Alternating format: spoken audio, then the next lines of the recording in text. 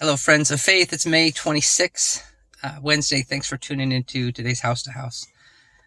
Today's chapter was Judges chapter 8, and Gideon and his army are exhausted and they're tired. They're looking for help from people that weren't all too ready to help them, and they just found themselves in a difficult place as they were continuing to try to follow God's lead as they progress into the lands that God was giving them. And I was remembering a mission trip that we had taken with some youth from our church in Washington.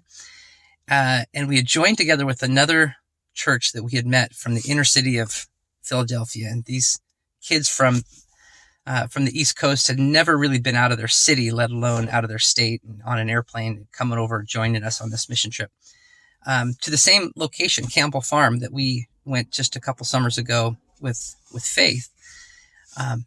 But this was many years ago, and our bus had broken down on the pass going over from Seattle to Central Washington. And we got to the location about midnight, and all of these young people from our church, from their church, many of them who'd never been on a mission trip before, then got a very brief orientation that had to be rushed about how we had to get up at 5:30 and start the farm chores and get into our work teams and start the process. And we were exhausted and super hungry. We never did really get dinner that night. And it just didn't start us off well. We just didn't have a good rhythm to start off the week. We really had, at one point, the leaders literally said, I think we're just going to take our group and go back in the morning. And I had to convince them to stick it out for 24 hours, see where we are at that point. And God was really faithful to restore our strength and our energy to make it through that week. And it ended up being one of our best weeks ever.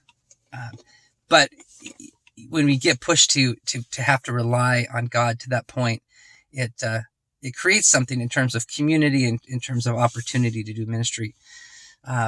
And so it's great to look out for those chances. But also in that chapter, it doesn't end well.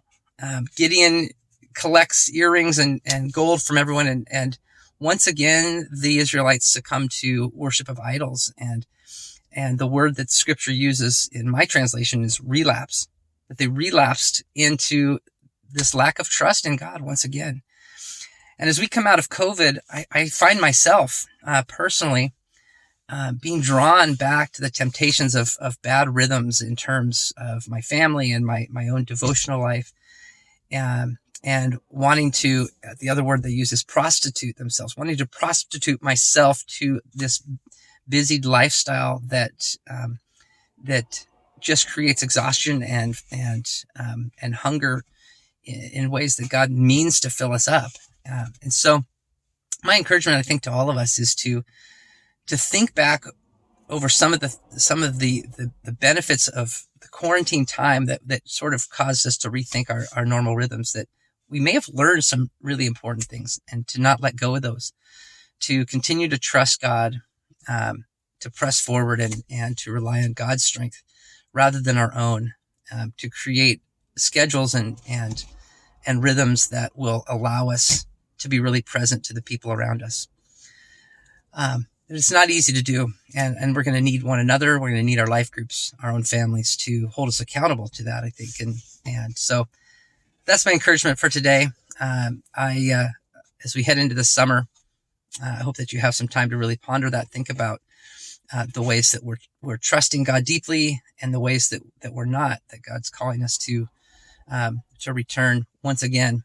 And it's this cycle. It's all about being in a relationship with a God who loves us, and I trust in God's grace in that, and God to restore our fatigue to a better sense of health.